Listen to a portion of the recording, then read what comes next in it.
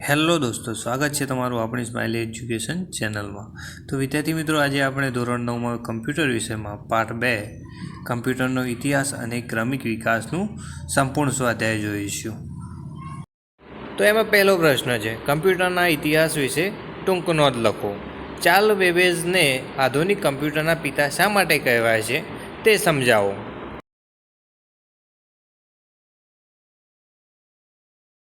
બીજો પ્રશ્ન છે, પહેલી પેઢીના કમ્પ્યુટરની લાક્ષણિકતાઓની ચર્ચા કરો અને આ કમ્પ્યુટરની મુખ્ય કઈ કઈ ખામીઓ હતી।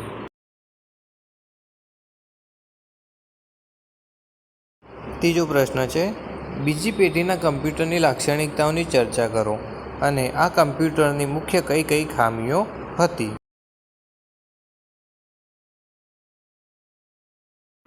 ચોથો પ્રશ્ન છે, મશીન લેંગ્વેજ શું છે।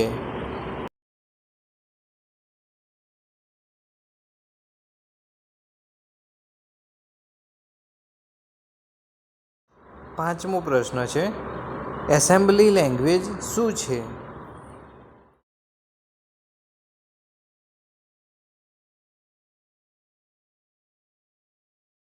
છઠ્ઠો પ્રશ્ન છે, મશીન લેંગ્વેજ અને એસેમ્બલી લેંગ્વેજ સાથે કઈ કઈ તકલીફો જોડાયેલી છે।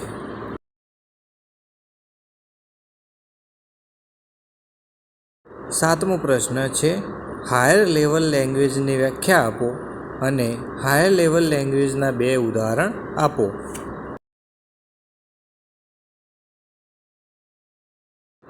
આઠમો પ્રશ્ન છે, ટ્રાન્સલેટર શું છે, તે કઈ ભાષામાં લખાયેલા હોવા જોઈએ।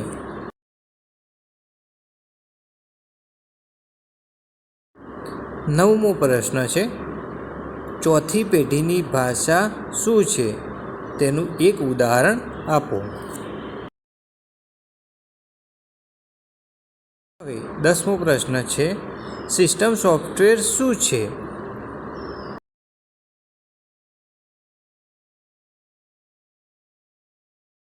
હવે 11મો પ્રશ્ન છે, એપ્લિકેશન સોફ્ટવેર શું છે।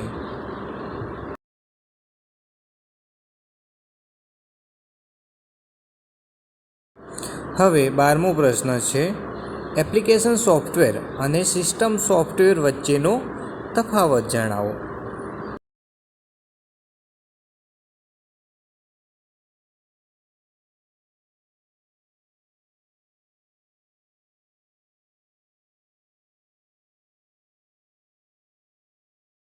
હવે 13મો પ્રશ્ન છે, અદ્યતન પ્રચલિત કમ્પ્યુટર વિશે ટૂંક નોંધ લખો।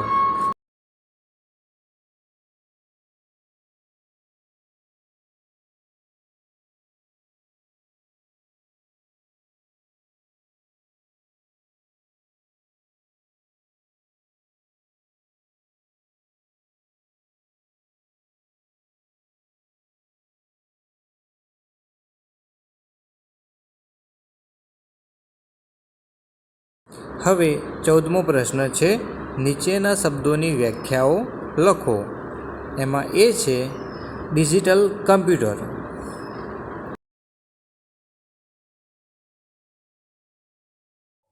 બી analog computer, C hybrid computer,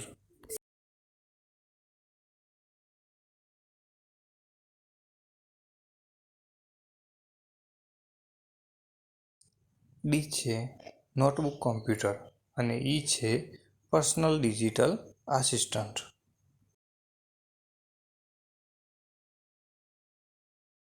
હવે 15મો પ્રશ્ન છે, વેરેબલ કમ્પ્યુટર વિશે ટૂંક નોંધ લખો।16મો પ્રશ્ન છે, આપેલ વિકલ્પોમાંથી યોગ્ય વિકલ્પ પસંદ કરો।